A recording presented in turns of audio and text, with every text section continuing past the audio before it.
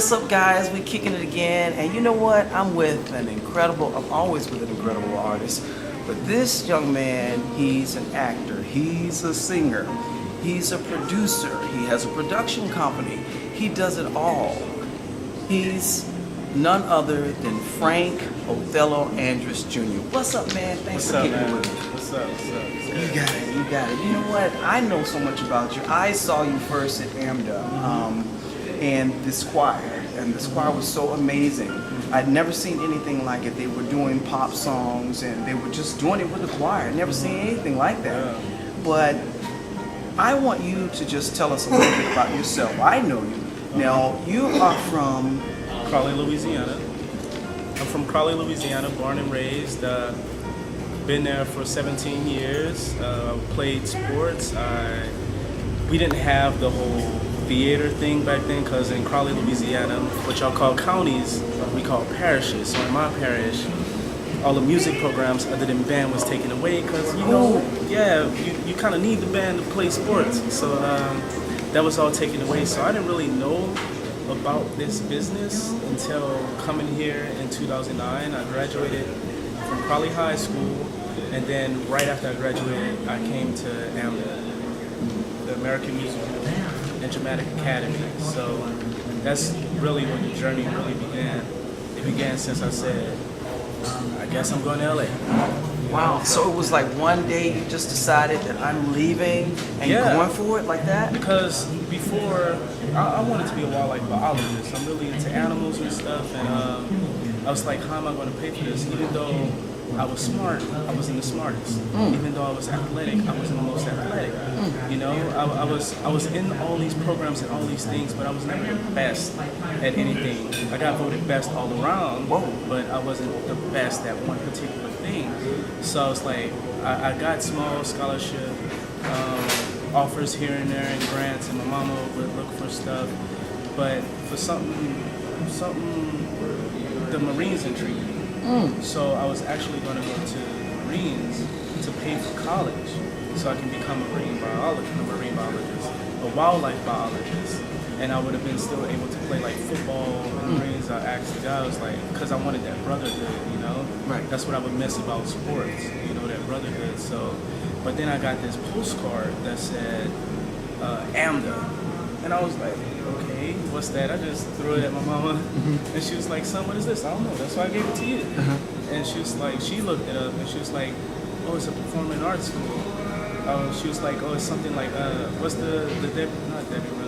Fame. Fame, Yeah. Fame. It's like Fame or something. And I was like, Fame, so Juilliard? And she was like, I guess so, son. And I was like, okay, I only heard of Juilliard, so when Juilliard called me, I guess I'll go to Juilliard. And then all of a sudden I started, it's like, you know, they have montages and stuff in movies. All of a sudden it was like me looking at the card and leaving it there one day, and then coming back looking at the card, and then me finally looking it up, and then looking it up again, and then finally being like, okay, mama, I'm auditioning. Yeah, and then... Had you ever auditioned before? Had you ever had any No, I never auditioned before in my life. Wow. I didn't know what auditioning was. They asked for a monologue. I didn't know what a monologue was. I looked in my literature book at the time, and I saw a monologue, and it was from Henry V. I didn't know what Henry V was. I know that it said Shakespeare. It's like, okay, I'm gonna do this. And then I had a vocal coach at the time, which, like I said, we don't have music programs, but they had certain people who got paid, and the only way he got paid was through like 7 cents a gallon. Yeah. That shows you how bad it was for the music program. And, what can you do with that? so he gave me this song called Old Man River. Old Man River. So I sung Old Man River, this big baritone bass song, and I did a Shakespearean song. Now, I might sound somewhat proper for my city, but out here going up to the audition people and be like, hey, yo, what's more to the breach, dear friends? What's more, what's up? You know, like talking all hood and stuff in Shakespeare's speech. I'm like actually surprised I got in, now that I know. So all they really saw was passion, and I got accepted. I was like, going to LA. Wow. That's amazing. And what was it like? I mean, Coming to LA? yeah. I mean, leaving that, you know, was it hard to leave home and come to a big city? I mean, had you ever left home before? No, I used to leave like at the most for 6 weeks. You know, for this program at TSU, where they pay you to learn, and they give you the experience of living on a college campus for 6 weeks. That's the most I've ever done. But before that, no. Wow. So what did you find? Were you homesick? No, I only got homesick, and I still really get homesick whenever I'm hungry. Mom can cook. Yeah, the okay. food's different, you know. But I think about home a lot, especially because home isn't the best place to be right now. There's a lot of stuff that is either getting worse or I've just, not my mama sheltered me from, but I've put a veil not to see myself growing up. And it wasn't until I visited home the last 2 times where I was like, this place ain't right. Wow. It's not right. So one of the big reasons I am out here, because people get stuck back home. Like there's generations of my family, both sides, that's Crawley, you know, since they've been born into Crawley, they just stayed. So my big thing is just giving back. You know, I think the arts programs are starting to come back, but like build a school or you know, just being an inspiration.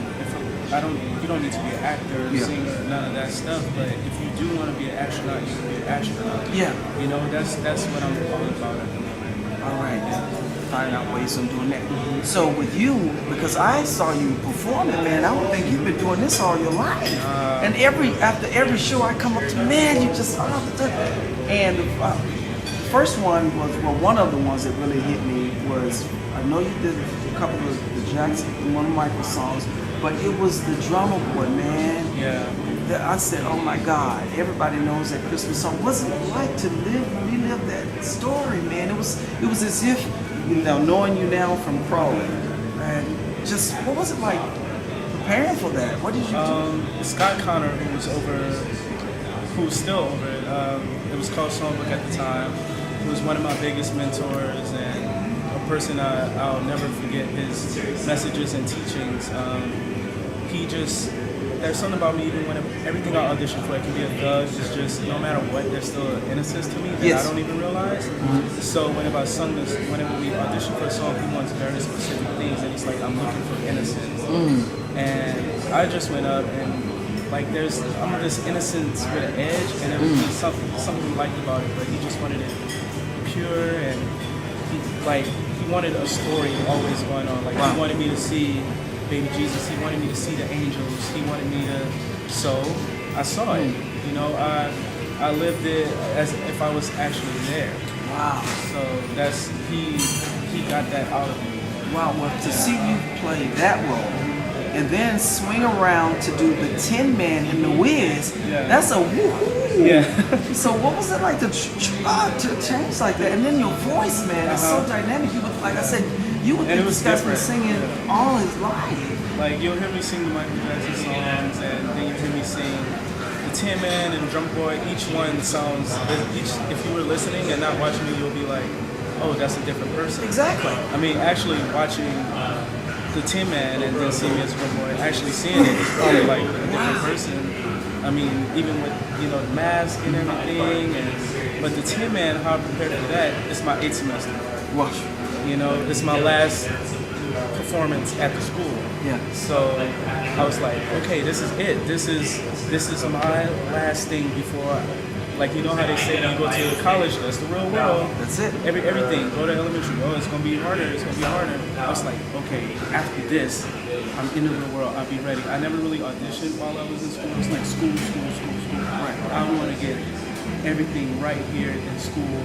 And once I graduate, then I'm ready. People be like, you ready to graduate? You ready for the world? When I graduate, then I'm ready. I'm ready once I graduate, because then I learned everything. I'm the Tin Man. I literally took everything I learned away from the first semester to the last semester. And even till today, even though I've done like feature film now and the short films and musical outside, that's still my, like, to me, my best role because of how much I took into it. And I gave them backstory. I was like, it all started with how I walk. Something else I learned in school, like I need certain shoes so I can feel like the Tin Man.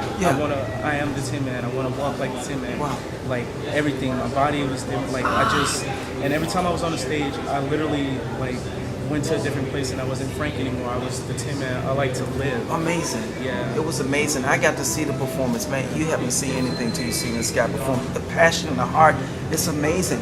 Now, okay, so now you've graduated and you're out there, you're going out on auditions. I know you did one of the commercials with ABC Family Channel. That was the last commercial I did. They said it was an ABC Family Summer Crush commercial. And I get there and I see these cars and then I was like, okay, it's an ABC Family Summer Crush Kia commercial. Then Drew Seeley, I don't know if y'all know Drew Seeley, but he works with Disney a lot. So it ended up being an ABC Family, Kia, Drew Seeley music video commercial. Like that's what it ended up being. So it's like these three things at once. But that's the last thing I did. I got to drive for the first time. For the first time? No, for the first time in a commercial. In a movie, commercial, anything like on. Now I got used to I wasn't prepared for that. Like hitting marks with a car and stuff. So that was the one time in a long time I actually got frustrated because I don't like looking bad and I don't want them to feel like they made a mistake. Because they like, how does he expect this kid to act if he's not driving well or something? You know, that's all that was going in my head. I was like, I can't hit a mark in a car. I'm always too far or too close, and I'm looking at actual speed limits. I see 40 miles per hour, and I'm getting fussed. There's like a intercom in the car to let you know, they're like, Frank, we need you to drive faster. And I'm like, but the speed limit says 40, we need you to drive faster. And me, I just bite my tongue a lot, and I'm like, I don't want to like fuss or get upset because these people could possibly be the career breakers, not at that moment. But I remember that kid, that young black kid, you know, 10 years when I was like, he's you know. So I just. But you did it. I did it. I did it. It was fun. It was really fun. So are you going? So what is it like now? Are you going out on auditions? Yeah. I go out on a lot of auditions. That's mostly, actually, audition is my job, something else I learned from school. It really is, like, you go on 200 auditions and book this one gig, and it all pays off. I do a lot of free stuff as well, a lot of free gigs, which, because I do it for free, I never know, but I end up getting paid for it. That's awesome. Yeah, so it's all about, like, doing it because you love it, not because, you know, for the money. And when I first got out of school, I did, someone put Juice, you know, Juice with Tupac? Yes. Yeah, I played the role that Tupac played, and literally it was like set up like a classroom. Wow. Yeah, it was just like 3 blocks.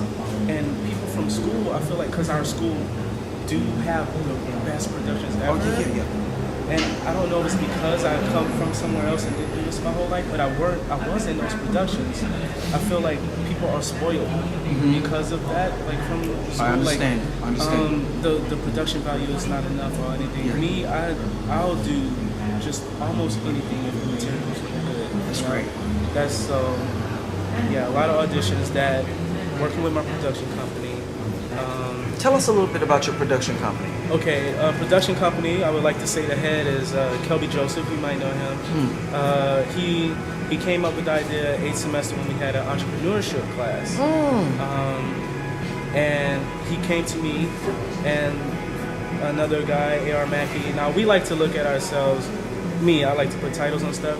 I look at Kelby as Captain America. Okay. I look at Redman as Iron Man. Okay. And I look at myself as the Hulk. Okay. Because Kelby's like the brain, like we're gonna do this, we're gonna do that. He's he's the knowledgeable one, he's the one with the strategy. Awesome. Redman is like the technology, like, okay, if you wanna do this and set it up and edit it this way, you need this device, that device, you need this app, that app. And me, I'm the heart and the passion of like every project. Okay. I'm usually the final one to be like, okay, let's do it. So what do y'all want to do with the projects? Are y'all coming up with projects for yourselves? Or? Yeah, I do a lot of my own stuff as well. I did my first short film that I wrote and directed and acted in through our company. Starting to make music now. We actually, we're still in pre-production of one movie, but we're actually in production of another one. Wow. We're in pre-production for a movie called Familius, Yeah.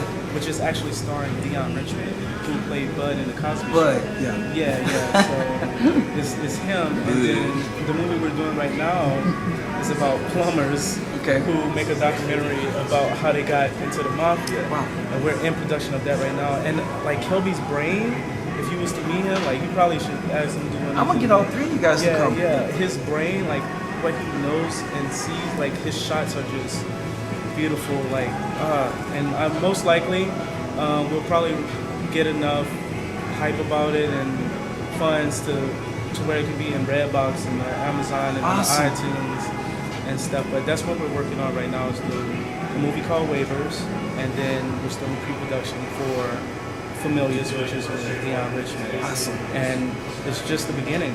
You know? It's just the beginning. Well, do you guys have a website? Yeah, there's a Facebook website that we really don't use much, but it's KO Productions on Facebook. Just type in KO Productions, not Knockout, KO Productions. And what we'll do is we'll put it right down there so you guys can, because we want them to keep up with you. But before we leave, I just want you to tell somebody who maybe even from your home city and may have, they're a little afraid to just step out. What would you tell them? What would you give them some kind of advice to just go for it or just stay at home? Or what would you tell them to do? The answer is always go for it, but the way you answer it is always different. And I just finished reading this book called The Alchemist. And in The Alchemist, they talk about personal legends, like what you're meant to do. And as a kid, if you have a dream, you really want to go for it. But the older you get, you have people like your mom or something, or your auntie saying, okay, you want to be an actor, but you can't get money in that. So you get all these discouragements as you get older. You get bills, you end up having a kid, so you never go after your personal legend. Yeah, go, don't get stuck. Just don't get stuck and go after your personal legend. If it's meant to be, it's meant to be. And mostly, if you want it to be, it will be, basically. Awesome. If you want it to be, it will be. Well, Frank, I appreciate you coming out, and I just want to say thank you for kicking it with me. Man, I'll kick it with you anytime. Awesome.